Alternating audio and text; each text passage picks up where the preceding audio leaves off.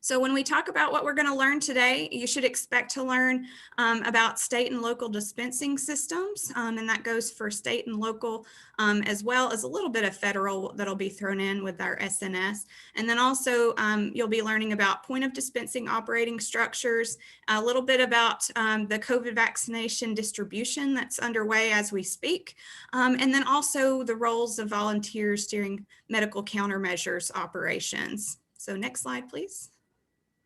So at this point, I'm going to hand it off to Lean. She is our subject matter expert when it comes to the SNS Strategic National Stockpile and point of dispensing. So she has a wealth of information that I'm excited for you guys to get to hear about today. So thank you so much, Lean. Thank you. Good afternoon, everyone. Thank you so much for joining us this afternoon. Hopefully, it's a lot of materials, but hopefully we'll make it as easy, as understandable as possible. So as I said, my name is Lean Abdelaziz, and I'm the MRC Medical Search Coordinator here at Virginia Department of Health.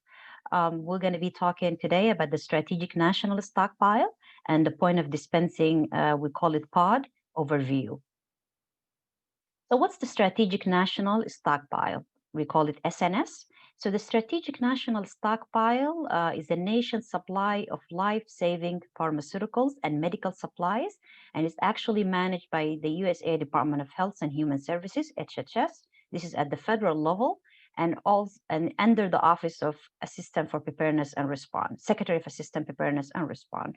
And we normally use it for public health emergency. So it's a stockpile. It's way up at the federal level. When the state is needed, every state if need a stockpile, they will reach out to HHS for that stockpile. So the SNS caches are strategically located in secured warehouses across the United States. So it's actually strategically put it so we can be reached and deployed within 12 hours. It's actually less than that, between 6 and 8 hours these days, that we can request and get the SNS deployed to a state or a locality. It depends on the emergency.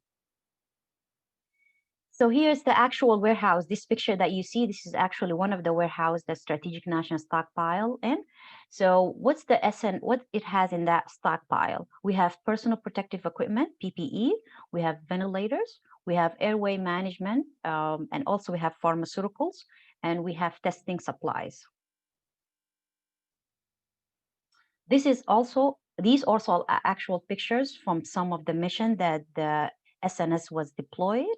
Were deployed. So you can see we use the National Guard, we use the Army, we use all partners to help us get this mission done. And you can see here also there's an airplane. Sometimes it's been delivered by airplanes, sometimes delivered by by trains, sometimes delivered by trucks. It depends on the situation and where is the incident is. So before we go there, I just want to mention some mission that the SNS was deployed to. So first, 9/11, for example, the SNS was deployed to 9/11 to help with mitigate some of the things that they needed there. The wildfires in California, the hurricanes, the different hurricanes from Hurricane Katrina to Sandy to all different hurricanes. Also, any outbreaks that for disease outbreak, the H1N1.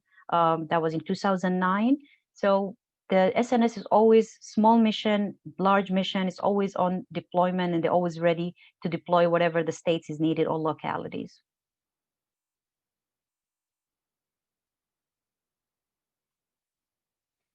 So what's the role during SNS mission, or sometimes we call it MCM mission? The SNS at the state level, we normally receive, unpack, and store and secure, and then distribute to local jurisdiction and other state governments. So as you see, we receive it as bulk. So we normally receive it in our warehouses here in Virginia. We unpack it, we store it if it needs to be stored in a certain temperatures, and then we secure it, meaning we normally rely on security, like the state police, to help us secure the materials, and then we distribute to the local jurisdiction. The local jurisdiction, we mean by that the local health department or local health districts. They receive those supplies, they secure it, they have their warehouses as well, and they the MCM, which is the medical countermeasure, to the public in the timely and efficient manner. So at the state level, we receive it, the local dispense it. Other roles and responsibility, public information and communication. We make sure that the public knows there is something coming up. We make sure that they have enough information so they can act upon that. Also the localities, they make sure to let the public what's going on, where is the medication is going to be dispensed, or where the vaccine is going to be administered. So now we jump into the point of dispensing, which we're going to call it pod. So what we're going to learn in the next few slides. First, we're going to understand the public health emergencies that those required pod activations. We're going to describe the type, the purpose, and the functions of pods. We're going to talk a little bit about pod operation, the functional pod groups, roles, and responsibilities of volunteers and or the health district as well. What's a pod? We've been saying pod. What's the pod? Pod is actually point of dispensing. It's a point of dispensing that is fixed, identified already in a public facility, which is medical countermeasures, MCMs, are given to the people in response to a public health threat or emergency. So those public facilities already been identified by the local health department. They know where they're going to be dispensing those medication in case of an emergency. These are all throughout planning, throughout the year, training and exercising. We make sure that the local health district are ready if the pod activation or we decided to activate SNS. So what's the primary goal of a pod? It's a triage and medicate. And then also we have a secondary goal, behavioral health and record keeping. And our ultimate goal is to decrease the number of individuals who might get sick. So if you know there's a threat in the area of a disease or something, we want to make sure that people are we get to them before they actually become sick and overwhelm hospitals. So what's the difference between a pod and a clinic? A clinic, it's normally individual focused. You go as a patient, you have an issue, you have a problem, you talk to your doctor, you go through your medical history, exams, records, and it's a little bit time consuming, and you might be transferred to a traditional healthcare setting, a hospital or something in that one, and required medical professionals for those clinics. In a pod, we don't require exams. It's very limited records. And it's a population focus. We want to make sure that the whole population is being treated or get the medication that they need. And we try to process client as quickly as possible. And then it's normally a community-based, non-traditional healthcare setting. So we don't have pods in healthcare setting unless it's for that healthcare. I will get to that later. But it's normally in like a school or a gymnasium or big parking lot. This is the area where normally we hold our pods. And most of the time it's non-medical, and it's just we use traditional stuff, but sometimes we use medical, and you're going to see that when it comes to the vaccine. So here is non-medical model pod. We normally give oral antibiotics, and there is no medical license required for those type of pod, and we dispense to the head of the household, meaning the head of the household can come in and collect the medication for the rest. They fill out a form, they say how many people they have in the house, they can collect for that, for the whole house. The medical pods, you can imagine, I mean, this is vaccine, so everybody has to be there. Anybody who wants to take the vaccine needs to come into the pod, and it's medical license required, so not anybody can give the vaccines. And then each member of the household, as I said, they must come to the pod to get vaccinated. So some of the policies that we normally have in a pod, as I said, we don't ask for a photo ID. We minimum information, full name, date of birth, number, address, and if you have any allergic reaction to anything. We don't allow media inside pods. They have to follow some rules, and we normally remove them by law enforcement if they disturb the pod operation. So I'm going to have a quick question for participants here to get you guys thinking. So what's the difference between a closed pod and an open pod? If you guys have an idea, just put it in the chat box. I'll give you guys about a minute to think about it.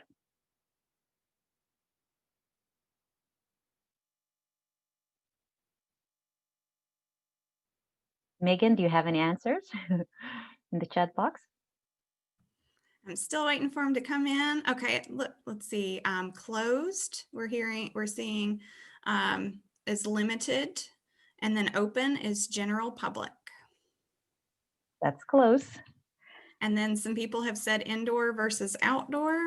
And then some, let's see, Kimberly says closed by appointment, registration versus walk-in. Close. All right, so I'll get to the answers. So the difference between a closed and an open pod, a closed pod, it's normally a private pod. We use partners to help us with the closed pod. So it's normally partner organization. They set up their own pods for their own people. For example, the jails, the correction facilities. Those facilities, we try to have an MOU with them and one agreement with them that we can send the vaccines or the medication to the facility and they can vaccinate or give the medication to their own people, their staff and their residents as well. This is what we mean by a closed pod. Another example of a closed spot, a hospital. We can send the medication to a hospital. They can give or vaccines to the hospital. They can vaccinate their own people, which is the staff, and they also vaccinate the patients at their hospitals. Another partner organization, Dominion Power. It's a big company. It's an essential company. They want to take care of their own people. So we send them the medication or the vaccines. They have their own closed spot inside their facilities. They give it to the people and to their staff and to their family as well. So when we count for those closed spots, we count for the staff that they work with them and also their families. This is some examples of the private or closed pods.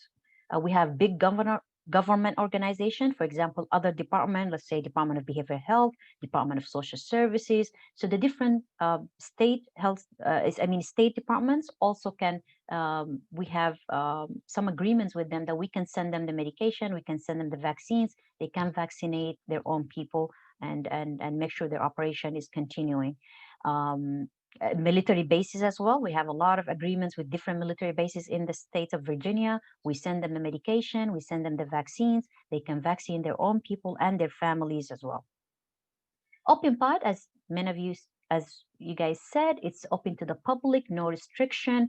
Anybody can get in, and it's normally located in a pre-identified community-based facility, meaning different high schools in the area, gymnasium, big parking lots. We already know where each location is going to be for a pod. We know, for example, in Alexandria, we know where it's going to be open. We know in Fairfax, we know in all different part of the state, we already have pre-identified location that we know once they say activate, will activate. So these are the two different, I hope that I can explain the difference between closed pod and open pod. And the reason why we do those closed pod, because we kind of want to take the lift from the health department and health districts, so they can, so if those closed pod can vaccinate and give the medication to their own people, that would kind of a little bit of less of a burden to us. And also they make their employees happy by letting them know, hey, we're taking care of you, come into work, we're going to give you the vaccine at your location, you and your family. So it's kind of win-win for both of us and for the those partners organizations. So as I said here, example of pods. These are actual pictures from pods that you see on the right. The closed pod, as I said, example, department, jails, private hospitals, churches, and big companies. Open pod sites include, as I said, schools, sport arena, gymnasium, community centers. Sometimes we have a drive-through pods, and sometimes we have mass vaccination clinics. We reach out to public clinics or federal clinics, and also we ask them if they can be as a mass vaccination clinic, help us. And also we have some agreement with pharmacies like Walgreens and CVS. They're gonna help us also vaccinate. We ask them if they can help us vaccinate. So we have those agreements with them. So you might ask the public just to go to the pharmacy, give their names, and they will get the shot over there.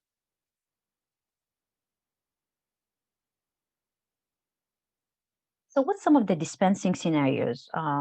As I said early, the Strategic National Stockpile will normally activate it during those either man-made incidents.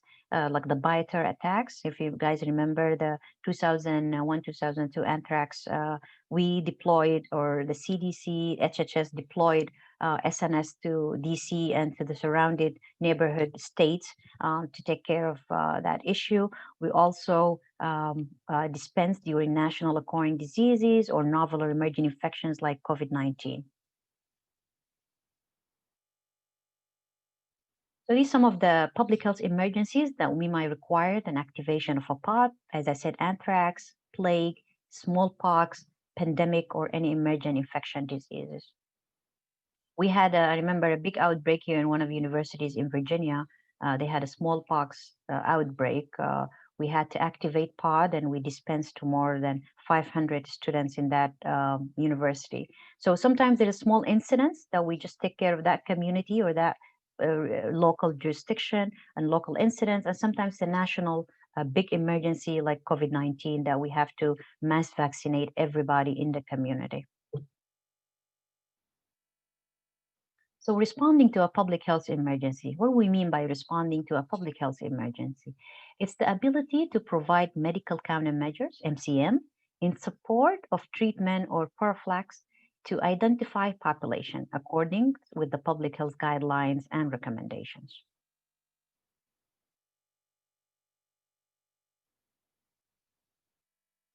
So here, response timeline, this is just a general response, just to give you an idea how things start. There's a lot of moving parts.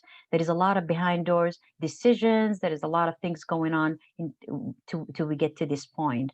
So let's say, we start here on the left. Let's say there was an issue happen, an incident occur, the dispensing decision was decided that there's an issue, we need medication or we need vaccines. Then we start the health director at the local department would reach out to the state, the health commissioner would reach out to the federal and let them know that we have an incident and we need to activate pods or need to activate the SNS. Then you can see here, rostering staff, deployment of pod kits, and then the staff report to the staging, we check in, receive briefing, transport to pod, you can see the SNS delivered, and then we open the pods. This is normally happens quick. We have a timeline with 48 hours normally that if it's an incident, and especially if it's required antibiotics, we make sure that it's activated and all this what you see here needs to be done within 48 hours to the public. So how it starts, the initial action normally start with the health director. He's normally in charge of that local health department or local jurisdiction. We call him also the public health incident commander, meaning he's going to be in command or in charge of the whole operation. They normally initiate the unified command. They request support from cooperating agencies, such as, for example, if we're using the school, we reach out to the Department of Education. We make sure that the school administrative are aware that we're going to open that pod in that school. So there's so many different partners that we work with, local law enforcement, EMS, even the hospitals in the area. So we coordinate and we work with them even before the incidents. I mean, we plan all of these things before the incident happens. So when the incident happens, they know, they get a call, they know to activate, they know to stop everything and to get started. And then we determine the dispensing protocol, or the health director determine the dispensing protocol. So in pod operations, as I said, is the primary goals are triage, medicate, and educate. We greet, screen them. Like for COVID-19, we'll probably make sure that their temperature is taken. We make sure that they answer all the questions, that they don't have symptoms or anything. And then after that, we distribute the form. They fill out the form. We review the form, make sure all the information is correct. And then after that, we either dispense the medication or vaccinate. It depends on the pod. I'm going to go over, maybe I'll stop a little bit and see if there's any questions. And then I'll get into the roles, different roles during a pod operation. Yeah, we have a couple of questions that have come in. First of all, one of the last ones that came in was regarding smallpox. I think that one catches a lot of people off guard in terms of just because it's been for the most part eradicated in most populations. But do you want to speak a little bit to why that may still be a concern, Lean? Yeah, it was I mean, I don't want to talk a little bit in details, but it was a professor though. He was overseas, and I think he caught it there, and he came back to the school, and he infected a lot of students and faculty. So that was just a small incident that happened in that university. Yes, and I think also the thing that comes to mind for me too is from a national security standpoint, since governments may still have active smallpox in storage. True, that is true. And then another question that came in was what's being done to ensure safety at pod events for COVID-19? So for COVID-19, we're going to have a role that is called infection ambassador. So that role, that person is going to be responsible, or maybe one or two, or a group of folks that are going to be responsible to make sure that the area is safe and clean and ready to meet the public. So we have plans in place, and we make sure that the place we're going to have the pod is ready to receive people quick and in a safe way manner. And then I think the last question that I saw was who's responsible for getting areas to participate, and sponsor a pod? So for the public pod, for the closed, let me answer for the closed pod. The closed pod, we normally go around and educate those facilities and educate those big companies about the closed pod and the benefit they can get from having a closed pod and take care of their own people. So we're the one actually advocate for that. We have a person at the central office in Richmond who's responsible to go around, educate those people, make sure once they sign the MOU that we train them. I sat in one of the training for Dominion Power. We went there. We gave them similar to this training. We told them about the different pod, how they can set it up their own pod in their own facilities. So we go around in the state and train and make sure people understand what the benefit of a closed pod. So that's for closed pod. We don't force no one. It's up to them. They come to us. We help them. We make sure them to give them the enough the forms. We make sure that they connected if they need a training, if they need anything, if they need to write their plans, how they're gonna activate their pods. We make sure to sit with them one by one and help them with that. That's for the closed pod. For the open pod, these are partnerships been built for years. So this program of the SNS started in '98, but it's been actively since 9/11. So all these years we've been working with those partners. They know about pods, and as I said, most high schools actually is signed in the state of Virginia are going to be used as an open pod for the public. So we already have those agreements with Department of Education, Department of Transportation, local law enforcement, state police. So we already been in talking. They know us by names. They know, we know them by name. We know who to call once these we need to activate those pods. So each local jurisdiction work with their own local partners to help writing those plans and get ready when activation. And they know the timeline. They know once we said activate, they know these medication and everything is going to get by to the state by 12 hours. So everybody needs to be ready once we say activate. I hope that answered the question. Yes, thank you so much. Thank you. All right, I'll go next. So here I'm going to talk a little bit about the different roles and responsibility for the different roles during a pod operation. So first, let's start with the pod leadership and command staff. So these are the people on the top. They're in charge of the whole operation. That person really manages, coordinates, and consults an overall MCM pod, medical countermeasure. Pod side functions, including the operation, liaison, public information. They're taking care of security, safety, and planning, logistic, and administration. So they're basically in charge of everything that goes throughout that pod operation. We call them different things. So there might be a pod manager, there might be incident commander. So once you go to a pod, don't get caught up with the names. Just know if, okay, that person is in charge, that's probably in the leadership or the command staff. Different ICS structure, they call it different names different local jurisdictions. So don't get caught up by the names, as I said. That person would probably report directly to the health director or the emergency planner, local emergency planner. So what's the command response? I'm going to talk first about the command, then the leadership. So the command staff, the responsibility, normally direct all dispensing operation. They coordinate, as I said, with partner agency at pod sites. They communicate with the health department operation center. So normally when we activate, there is an operation center both at the local health department, at the state level, and also at the emergency manager, VDM, at the state level as well.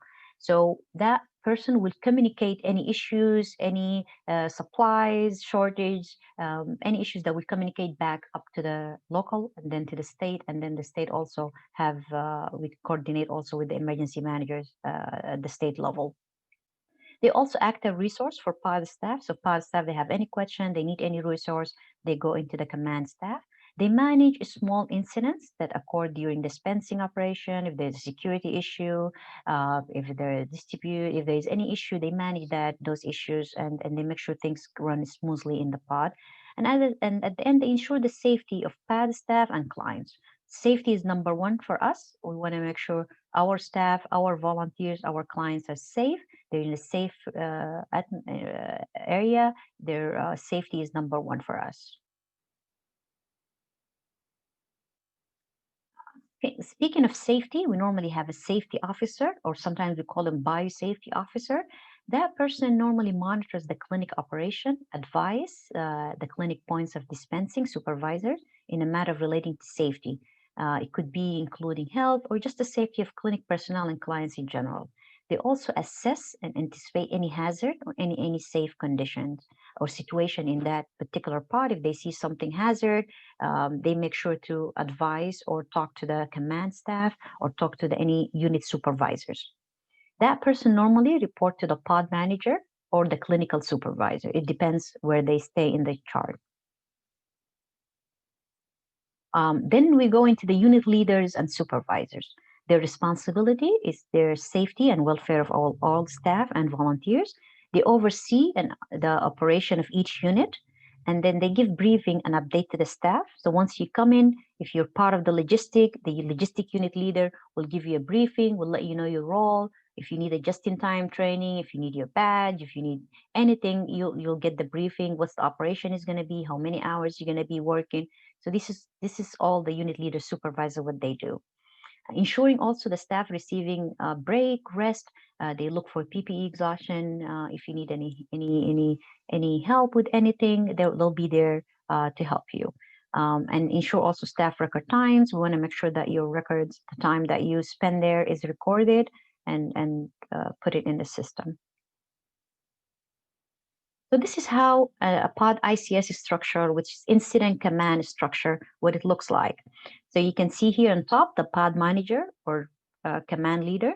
As I said, names might be a little bit different from place to place. You can see either the safety officer or biosafety. Sometimes the two of them is there. One will be more responsible of the clinical and the medical kind of safety. The other person might be responsible for hazards and general safety in general.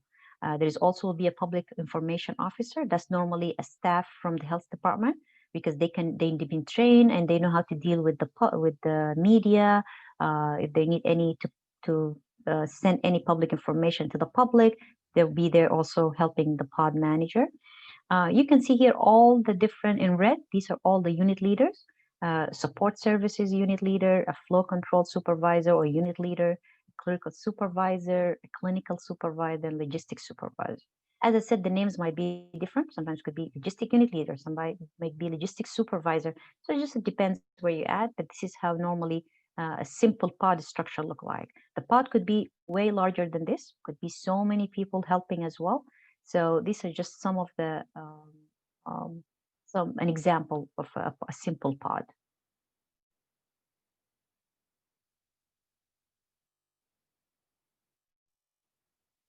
All right, so and a role that one volunteers can play is the COVID vaccinator.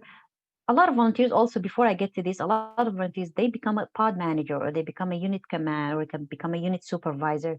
So we don't limit volunteers. If you're ready, if you know your role, you can be any one of these, anyone, you can take any one of these roles.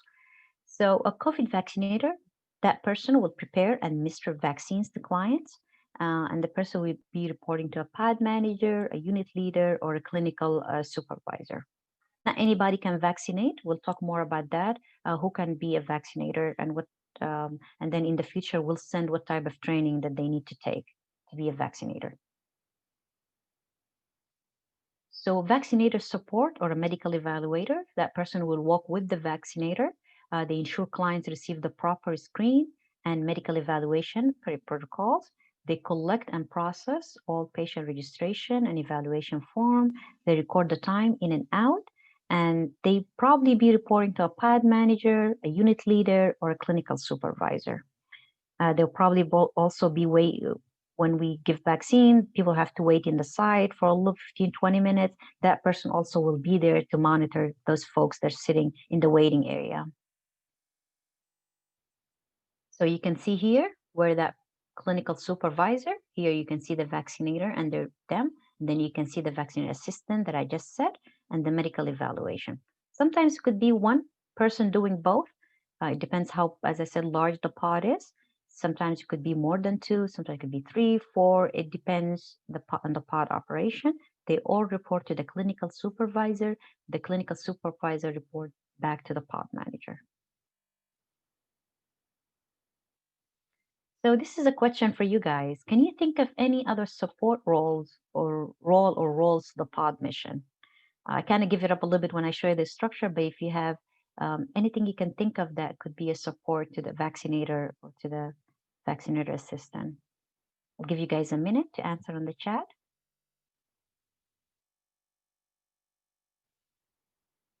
All right, we got registration, interpreter, logistics and flow, crowd management, traffic, data collection, education.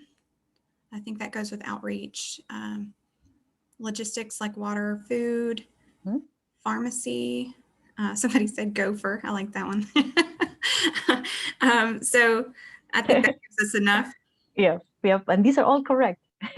These are all correct. And let me go next so you guys, I can show you what else. So yeah, so what's the admin support? I mean, operation like this, we need all of these helpers. You can fit as a volunteer to any one of these roles that you think you're a good fit for. So we call it a vaccine controller. We have a fillers, we have screeners, we have assistant, we have floaters, we have runner. You know, they just run, grab things, and make sure things are going smooth.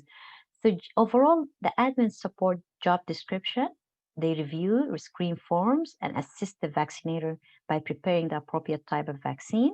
They'll probably be reporting to a pod manager, support services leader, flow, traffic unit leader. It depends on their position and what they're doing. So yeah, a greeter and a screener. That person or those will be responsible for greeting clients, taking temperature and symptoms, direct visibly ill individual to the healthcare system. We normally in pods, we don't take anybody who's sick. We're not there to treat anybody. The people who feel like they're sick, we send them to the nearest hospital. Normally there is an EMS on site. There's probably 1 or 2 ambulances on site just in case if somebody's really sick and needs to be transported to the hospital.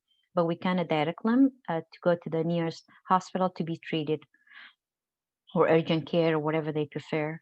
We also address, that person will also address needs such as physical, cognitive, or language services. So if they feel like there's any support services is needed for those clients, he makes sure to report that back to the right person so we can get that person the help that they need.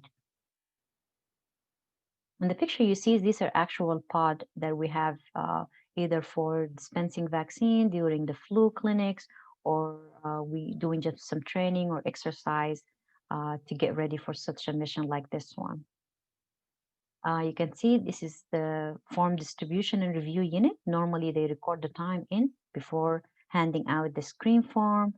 They hand out the screen form for each client. They answer client questions. They review the form, record the time out, and then before referring the client to the next station, they monitor clients who needs additional assistance For example, language services, deaf and hearing, any services that the clients might need, that unit also make sure that they address those needs. And we train those volunteers to be ready to understand the form, to answer any questions for the form. You might get just-in-time training when you get to the pod, or you might be trained with the unit coordinator at your local jurisdiction before you be deployed. If you, for example, you decided that's the role that you want to play, or you've been assigned this role. The flow traffic control unit, as it's very clear what they do, they guide clients through the pod. Um, they direct clients with outstanding questions to the appropriate station. They prevent arriving client from entering the pod through exit door. They address the needs also, such as physical, conjunctive, and language services. So those folks, they come handy, especially if we're doing a drive-through pod. They direct traffic. They make sure things are going as smooth as should.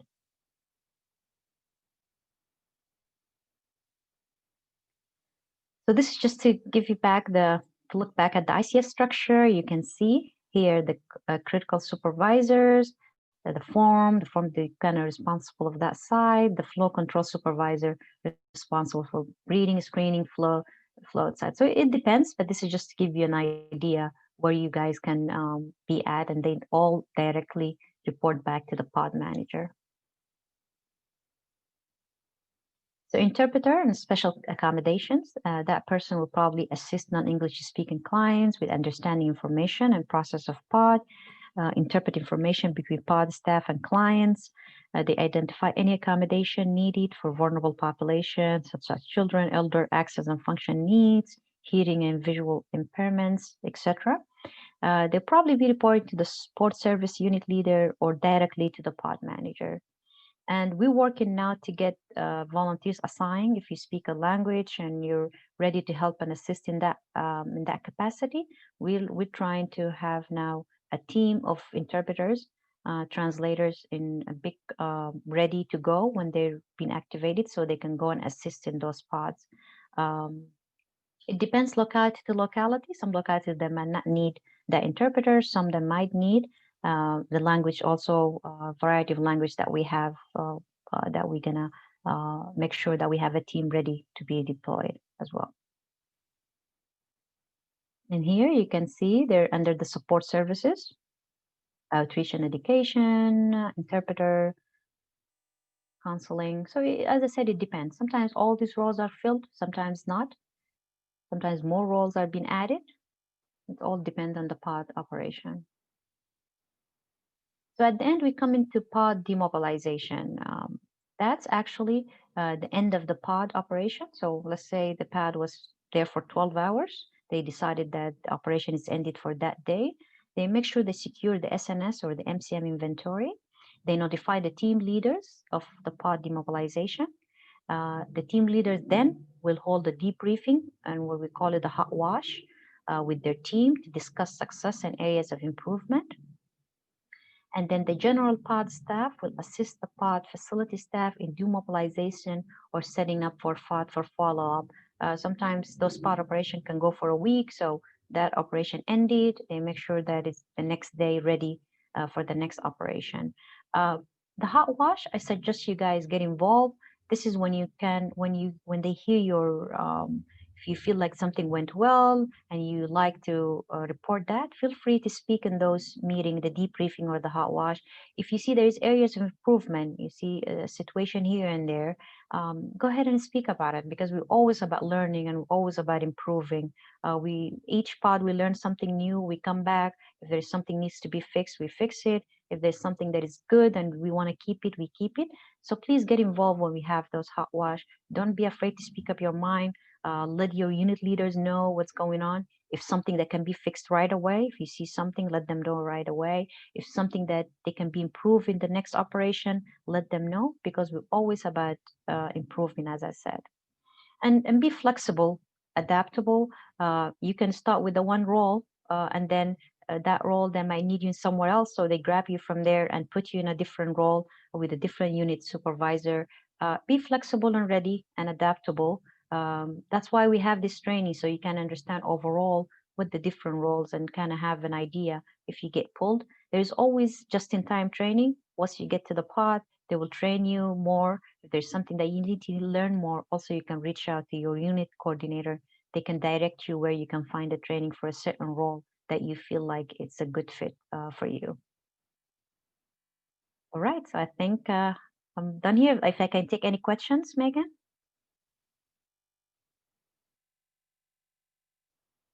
I was not quick enough on the unmute. I'm sorry. So we had a few questions that came in. Let me just kind of pull those up real quick. Let's see. There was a lot of questions having to do with interpretation and whether or not there would be, whether or not different health districts would be using online or voice services for interpretation. Can you speak to that? Yeah, sure. So we have the line and the interpreter line that we can call that line. And we already have a contract with them that we can call and ask for assistance for any language. So that line is normally with the pod manager or one of the unit supervisors. So if they need help, if there's nobody on site to give that to help with that particular language, then we have that line to reach out to. But as I said earlier, we're working to come up with a team. We're going to assist the different language needs throughout the state of Virginia, and we're going to ask volunteers if they're willing to help and be part of that statewide team. We're going to use that team for different operation, not just the pod. If we have some public information announcement that we need some translator, if we need to interpret in certain places, if we have contact tracing mission, if you want you to call back clients with different questions or to follow up. So we're going to have that team ready hopefully by January, and we'll have some training that we can send you to you guys if you're interested to get to those, learn more about a role of being an interpreter during a public health mission. Yeah, and I think that was the only other pod specific question, other than there were some questions that I think kind of go a little bit between both pod and then also what we're going to get into in terms of vaccination, but I'll go ahead and bring it forward in terms of will EMS and be supporting for safety reasons in the pods for these vaccination events. We do. We sometimes ask them to work to be as a safety. And kind of look for those hazards. So they help us with that. And sometimes they just stand by. If there's any issue, we call them in. If anybody got injured or if there's any hazard, they help us with that as well. Great. So I think that gets most of the questions. If for some reason that we did miss them, there will be an opportunity to continue to ask questions in just a moment. Feel free to go ahead and keep putting those in the chat. We have a few people that are trying to work those, so we are doing our best to answer them, but just to know that if we don't answer your question directly, we will try and answer it as best as we can throughout the presentation. Yep, and I'll be here as well to answer any questions at the end. Yes. Thank you so much, Lean. That was great. Thank you. All right. All right, so my turn. So we're going to be talking about tips and training to ensure that you guys have a safe and successful pod. So when we talk about training, so next slide, please. There's first of all some really important tips that go into participating within a pod. So making sure that you are getting in the mix, that you're being proactive, make sure that you're also paying attention to your surrounding staff needs, especially if you're a supervisor within a pod. If you've had previous pod experience, we may ask you to supervise in some areas. And then also make sure that you're drinking water and that you're getting food and you're taking breaks. I know somebody mentioned snacks in the chat. That's extremely important. I know it was kind of funny moment, but snacks and drinking water and making sure that you're well hydrated and ready for the day, both you and the people that we're serving, is really important to making sure that we're advocating and being our best selves in a pod. So make sure that you guys take breaks. And then also be transparent. So if, as Lean kind of mentioned before, make sure that if you don't know the answer to a question, that you don't say that you do. It's better to be honest in that sense, especially since in a pod, as Lean has showed, there are so many different roles and people playing an important part in those pods, that it's important to know that even if you don't have the answer, someone else there likely will. So make sure that you're being transparent. Also, don't be afraid to get your hands a little dirty, put in the work. If you need to sit down or do something else, make sure that you're letting whoever is in the chain of command know that, so that you can take that break. But feel free to get in the mix. There's a lot going on in these pods, and we encourage you to work to the fullest, degree of your scope and abilities. So. And then also, of course, being respectful to each other is especially important as well. And then pod safety and success. So it's the responsibility of every person that is working within a pod to ensure the safety of everyone that's there. That goes for both the participants or clients, as we like to call them, and that also goes for those that are working within the pod. So making sure that we're all being safe so that we can all go home at the end of the day and know that we did a good job. So next slide, please. So a few safety considerations specifically in the event that there is a medical emergency. As Lean said, a lot of times we already have EMS standing by. But if for some reason you need to call 911, please call 911. Also providing CPR or first aid as you are qualified to do so. Make sure that your facility should be surrounded by medical professionals with EMTs, et cetera. And in case of a medical emergency, we plan on making sure that every pod has someone there that can do CPR, and just try and make sure that you're doing everything in the safest way possible. So feel free to dial 911 if necessary. Also inform your incident command supervisor and safety officer of any kind of injuries or safety issues, and be proactive in identifying those safety issues. If you see something that you think could be a concern, and when I say identifying issues, it could even be a rolled up floor mat that somebody might trip on, something like that. Just making sure that you're identifying those things and that we're taking proactive steps to reduce those. Also, being just mindful of your surroundings and making sure that you put forward a safety message that's developed so that you can include that in that incident action plan. All right, next slide, please. All right, so we have a few recommended trainings, more to come on this specific to each vaccine. As we will get into a little bit more soon, a lot of our individual localities, local health districts will be using quite a bit of the Moderna vaccine. So, with the understanding that it does pass the EUA evaluation for FDA. And so we do not have some of the specific trainings to share as of now, just because that is still being evaluated through the FDA today and through the weekend this weekend. So we will be providing those, of course, as they come from the manufacturer. Also, though, we do have a VDH Pod Essential overview training that if you would like to take and learn a little bit more about pods, you can certainly take that 1.5 hour training. It goes a little bit more into even further depth than what Lean, of course, provided so succinctly earlier today. And then also, I know that many of you are interested in helping with psychological first aid, which we call PFA training. And you can certainly go ahead and be working towards that as well, so that when you are working at a pod that you can assist with psychological first aid as well. So now we're going to get into the vaccine. I know that there have been so many questions in the chat. I will do my very, very best to answer those as much as possible. If for some reason I don't get to your question, though, do know that we will have some emails where you can direct those questions at the end. So just to get started, we can go to the next slide, please. So as you guys are fully aware, plans are very much underway at VDH and district levels to administer the COVID-19 vaccination, which is incredibly fortunate for us because, you know, as we know, COVID has been very detrimental this past year for our society as a whole and world. So the CDC received VDH's plans back in October.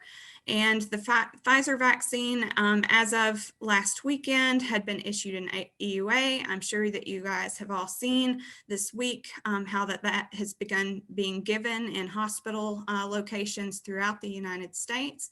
It's extremely exciting. We are thrilled about that at VDH specifically, and are moving forward and looking forward to hearing more about Moderna today as it is being brought forward to the for EUA consideration.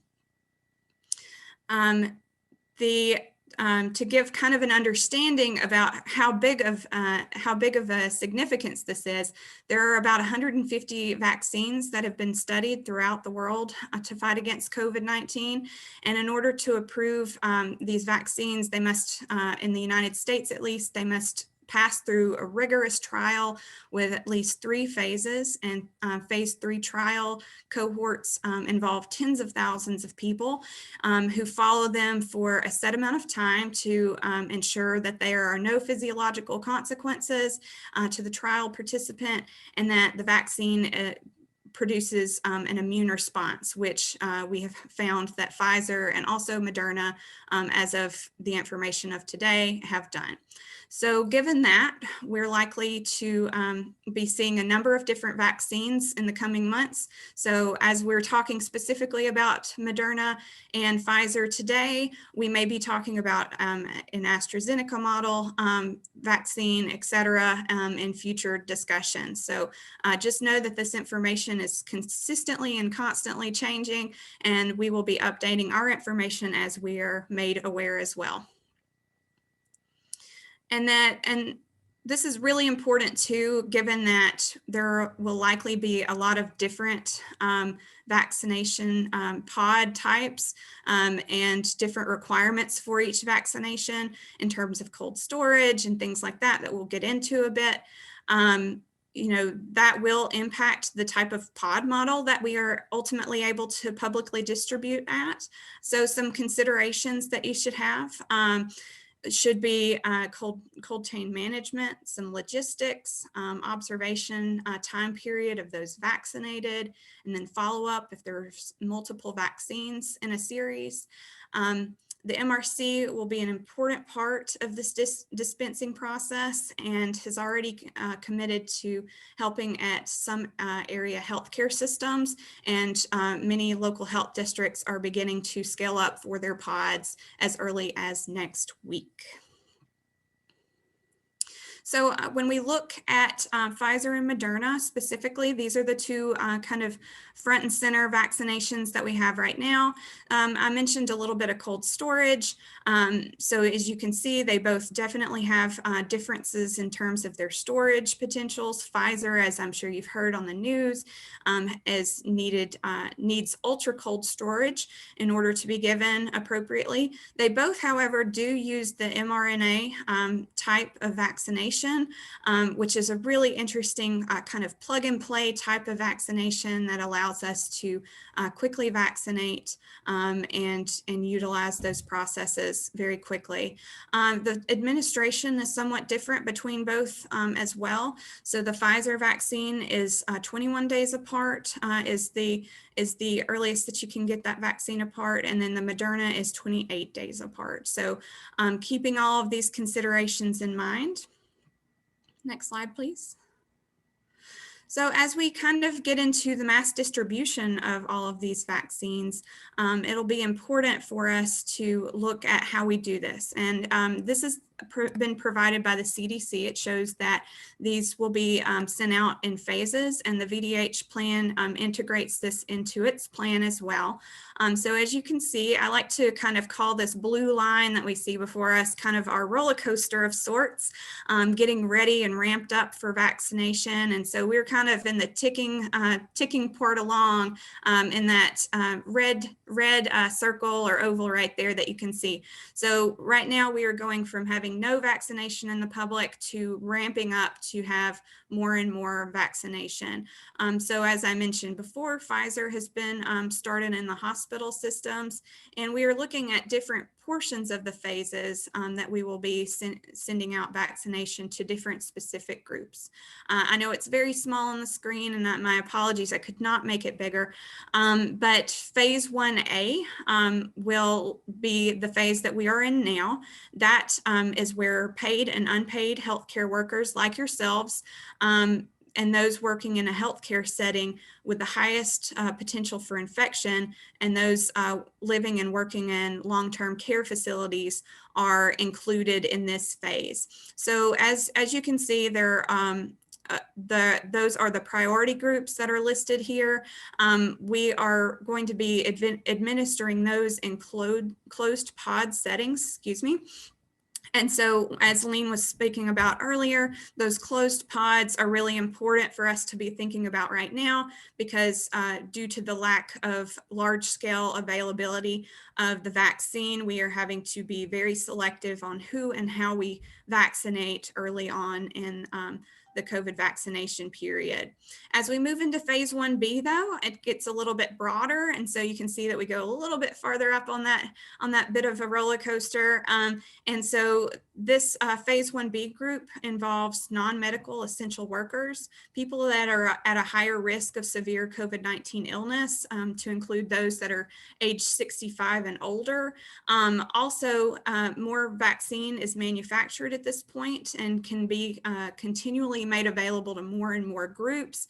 And the types of pods will start to begin to shift as we get a little bit closer into that phase 2 area. So as you see, we will begin moving from the closed pod model into the more open pod model, and there will be a shift to include more pod settings, as well as bringing in commercial and healthcare offices. Also making sure that we are still getting all phase 1 groups that were not vaccinated early on, that they still get priority. Also, you know, as we move into phase 2, we will be addressing more critical populations, and then that will lead into more general populations. So people who are not considered in those critical areas, in terms of, let's say, law enforcement, for example, would be kind of in that phase 1B group, and then more general population folks would be in the phase 2 group. Also, we will kind of move through this vaccine strategy. I know some questions that everybody's probably interested in getting answered is who can vaccinate. So I want to just make sure that everybody knows that this may likely change, but as of right now, registered nurses, nurse practitioners, medical doctors, DOs, and LPNs or licensed practical nurses, physician's assistants, pharmacists, and then pharmacy techs under the observation of a pharmacist can all vaccinate as of right now. This may change though, so if you happen to be in another group that's not mentioned here, just know that there are many considerations being taken under deep care right now and being reviewed at the commissioner level office. And so as we have more information, we will of course share that with you. And then also, I know I kind of breezed through this a little bit, but this is a common question about whether MRCs are considered part of the phase 1A. You are considered part of the phase 1A. We don't, I know there's been a lot of questions in terms of how many people would be given the vaccination, whether you'd be given it before or after the actual event, that you will need to follow up after you've been alerted that your health department is having a pod. I would recommend following up with them to see if you get that before, after, during, and how you will be receiving that. But you should know that you are part of that phase 1A group if you are assisting with a pod. That goes for only those that are assisting with a pod, though. So I want to make sure that I'm being clear to say that all MRC, say you did not assist at a pod, you would not necessarily receive that COVID vaccination unless you were assisting at a pod. So hopefully I've clearly defined that. I know that there's been a lot of comments and questions in the chat, so give me just a moment. I will go ahead and pull some of those up. And Lean, if you want to unmute yourself, and I'm happy to answer some questions if you have some pulled up as well. Okay.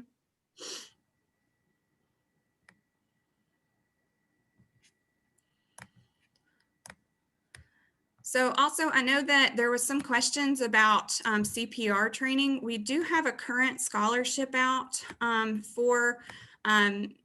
for anyone who needs to have CPR training. So I'm going to go ahead and be putting that into the chat. And so if you need that, you're welcome to apply for that scholarship. And we are happy to have you complete your CPR scholarship online at the American Heart Association. Okay, there was some question about BLS and I think how we can get our vaccines as volunteers. You already kind of explained that. Yeah. I know that there was also some questions specifically about the difference in terms of the days for Moderna and and the Pfizer vaccination. So for example, with the Pfizer vaccine, you can get that 19 to 21 days from when you first received it. The ideal is at the 21st day. If you come in and you're a day or two late, they will still allow you to get that. They just are encouraging people to come in as close to the 21 day as possible, due to the fact that you will not be getting full immunity until you have that second dose on board. I know we've talked a little about immunity generally, but just to let everybody know, once you first get the vaccination, you do start to build immunity. Immunity is kind of a sliding scale in terms of public health and how your immune system works. So as you get that first shot, people that you see on TV right now who are getting that shot are already starting to build antibodies and immunity to COVID-19, but their immunization readiness in terms of their immune system continually increases over time. And after the second booster, about 1 to 2 weeks out from the second booster, most people are considered to be about at that 94 to 95% immune piece. So move to the next Megan, slide. can you see the slide, the questions that I have for the chat? I'm not sure, but if you can move to the next slide, I think that'll answer some too. Sounds good. Thank you.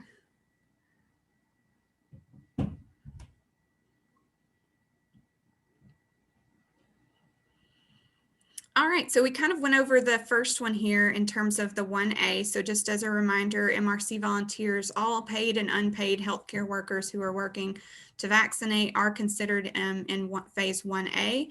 And who can be vaccinated. The priority groups are given a little bit more information here on this link at vdh.virginia.gov/coronavirus/vaccination. And that goes into a little bit more detail that you guys are welcome to find out more about the priority groups. Next slide, please. Thank you. And then, so I mentioned the Virginia plan specifically. So here is a link as well to the VDH plan for COVID-19 vaccination and the resources for that. So you're welcome to access that online. There's a lot of other tools in there as well, but that's specifically where the plan is for public consumption right now. Also, pod locations are already determined at this point, and they have already been planned, but not necessarily all of them are yet public. So as you receive alerts through your MRC units that you're all signed up for, you will be notified of where those pod locations will be. So just make sure that you are looking at those. So next slide. Thank you. There are some questions I know about how information will be entered into the Virginia VIS system and the federal VIS system as well. So vaccination information is going to be used and entered into a system called VAMS, which is the Vaccination Administration Management System.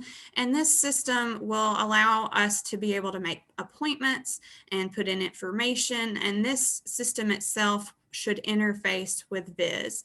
And that's where the connection kind of to VIS should come in. So as we're making appointments and we're putting in patient-specific information, that all goes into that third-party VAM system that will connect automatically to VIS. In terms of immunization, we talked about this just a little bit just now, but in terms of efficacy, I just want to point out that both the Pfizer and Moderna up to this point have been proven to be 94 to 95% effective based on each individual dose, and with 2 doses, and like I said, 21 or 28 days apart respectively. So I think that's all of the frequently asked questions that I have, but I can certainly answer some more as we have coming in. You have a lot on the chat.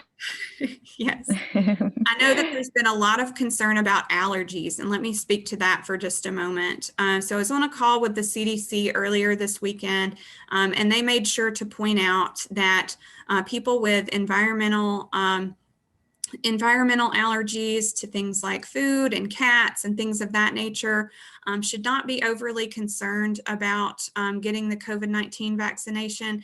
If you have, however, or if you are recommending to someone, however, who has had a vaccine allergic reaction or an allergic reaction to a vaccine in the past, then there should be some concern there, and they need to work with their medical provider to decide whether or not to take that COVID vaccination. There's still quite a lot of studies being done into what exactly has caused the a couple of allergic reactions. I think there's 3, both 2 in UK and 1 here in the United States that have been continually studied. They think that it has to do with one of the 4 lipid nanoparticles that is involved in the vaccine. I won't nerd out on you too bad there, but just to let you know, it's not the mRNA itself that they're concerned about. It happens to be more of the lipid particle that they think is causing those. I can speak a little bit to pregnant populations as well, pregnant and lactating women. At this point, they were not directly included in the initial studies specifically for Pfizer. And so therefore, the FDA is not necessarily outwardly recommending it, but they are not necessarily saying that pregnant women, specifically those that work in high risk jobs, et cetera, and who may have frequent access to COVID, or exposure to COVID rather, they are not saying that they cannot have that, but it needs to be something that they consider and talk to their medical provider about. There were 23 women in the study who, after the first dose or second dose respectively, had found out that they were pregnant, and there were no issues found out as of yet for them within that study. But the FDA, therefore, just because it was not set out for them to be part of the study, cannot recommend that at this time. And that definitely will probably change in the coming months and years, but that's what that has been said at this time.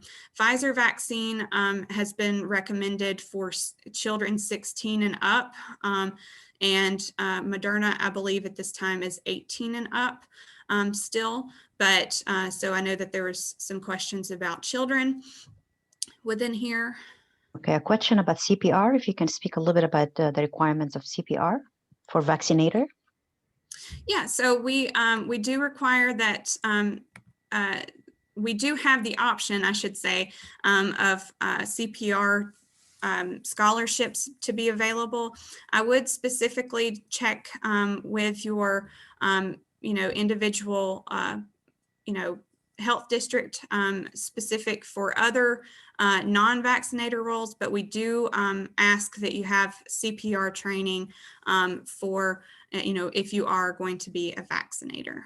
Somebody asked about Centera Riverside receiving their vaccine already before VDH. So most hospitals, yeah, go ahead, Megan. Yeah, we can speak to that. I'm sorry, I didn't mean to cut you off, Pauline.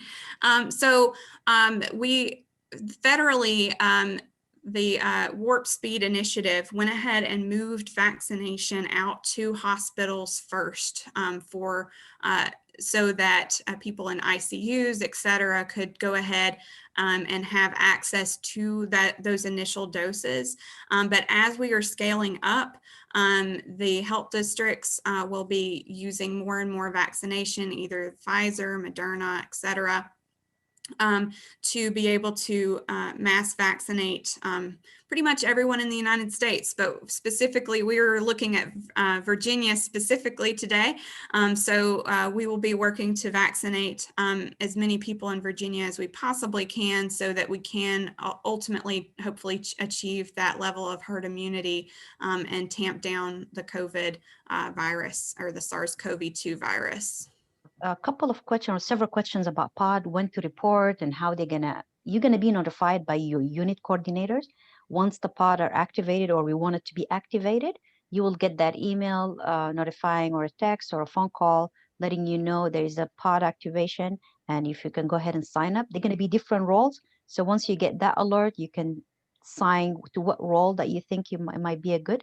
And also the unit coordinators kind of know their volunteers, so they assign you to the roles based on your training, based on your certifications, based of your knowledge or your experiences. So they're aware who you are, they know where you're at, and they'll be able to assign you to the role. Once you get that activation, you will know what location and where to go, and if there's any training that you need to take before you get into the pod. And then there was a specific question in here that I wanted to address in terms of someone who's involved in a vaccine study currently. I would follow up if you are currently part of a vaccine study right now for COVID-19. I would follow up with your study partners to make sure of whether or not you're supposed to vaccinate. I can't really speak to that, but my guess is that they would want to know before you were vaccinated with any other vaccine, which leads me to another question I know is a very familiar one, and that is that we also want to make sure that you guys all know that if you start with the Pfizer vaccination, then you need to have the Pfizer vaccination for the second dose.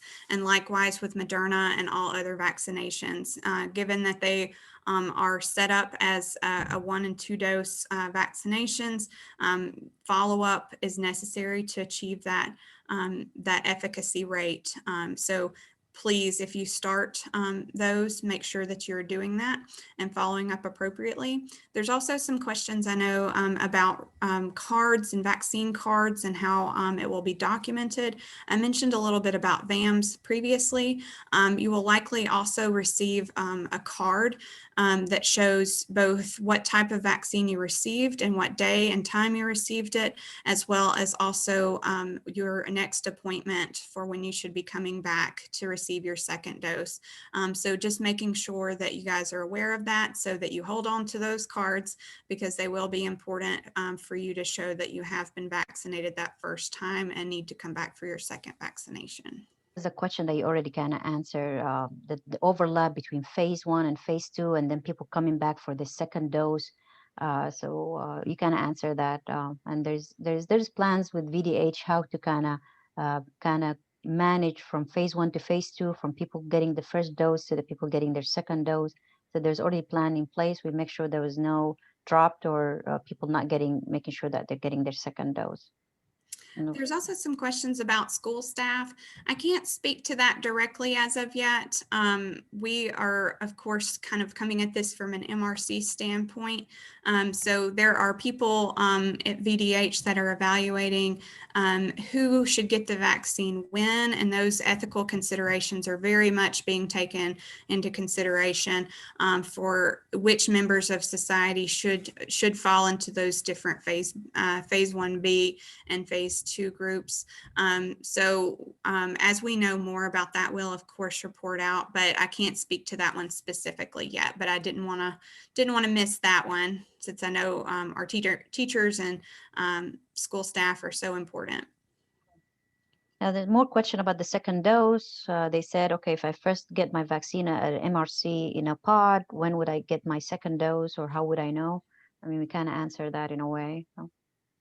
Yeah, I think so. So just making sure that you're asking when you're receiving your first dose when you need to be coming back, and they should be making that available to you, like I mentioned, on a card or a printout, somehow leaving you with a document for when you get that. I can speak specifically to as you see people getting vaccinated in the hospitals right now, there have already been arrangements for every one of those vaccines for there to be another vaccine about 20 days out, 21 days out, so that they are all being brought back in at that time to receive their second round of COVID-19 vaccination. So, just as you are asking questions, know that this is a constant process. The FedEx, UPS,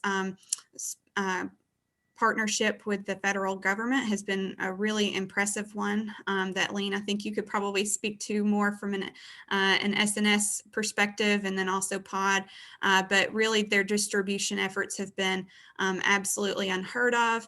And we've really gotten to see a lot of things that have been theorized and talked about, but really put into play this year in terms of pod activation and distribution. So they are working extremely hard to make sure that they are filling those requests and bringing that vaccine in a very orderly way. There's some questions about PPE that will be used. And how patients will be tested and things for COVID. We are not going to be testing everyone that shows up for a pod for COVID. We will, however, be doing what we typically kind of do at a vaccination point, which is checking their temperature, making sure that they don't have any signs or symptoms of illness, et cetera, to make sure that they are as healthy as we can identify that day before receiving the vaccination. One important thing I want to mention too is that if someone has previously had COVID-19, they can still be vaccinated. We just ask that they are not vaccinated within 90 days of having of being diagnosed rather of COVID-19 as well. So to make sure that they don't have any of those symptoms that we spoke about just before. You repeat the immune thing that you said about phase 1 and phase 2 between the first dose and between the second dose? There's a lot of questions about that. They want you to repeat the information. Yeah, so in terms of the kind of sliding scale of immunity, is that what's being asked? Yeah. Okay, so when you first get your first vaccination, and this goes for pretty much any vaccination, but specifically for COVID, your immunity starts to build as soon as you get the shot in your deltoid in your arm.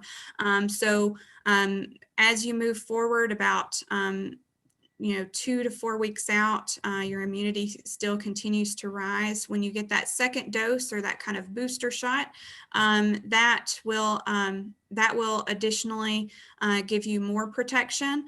I will say that they have recognized that more people are symptomatic at the second dose in terms of maybe having a fever, or maybe a sore arm, a little bit of achiness.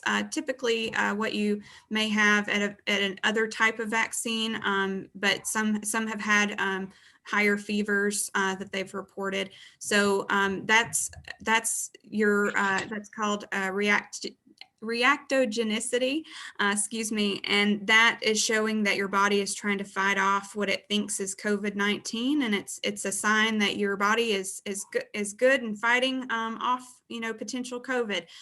So about 2 weeks after that second vaccine, 1 to 2 weeks after, is when most studies have shown that 94 or 95% respective immunity is occurred.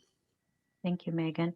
So there's a question about, okay, since we're gearing up for close pod, do you need, like, basically volunteers are going to be needed in close pod? Actually, yes. So hospitals reach out to us. They said they might need help. So we're going to reach out to you guys, especially vaccinators. They need a lot of vaccinators. So you probably hear about this within next week, or you're going to get alerts. We're going to be helping hospitals as well in their close pod. Before, and that's going to be a good training for us. We put you guys in those close spots, would be more managed, more not hectic, that you can learn, and then when it comes to the open pod, you can be there ready and kind of know what to expect.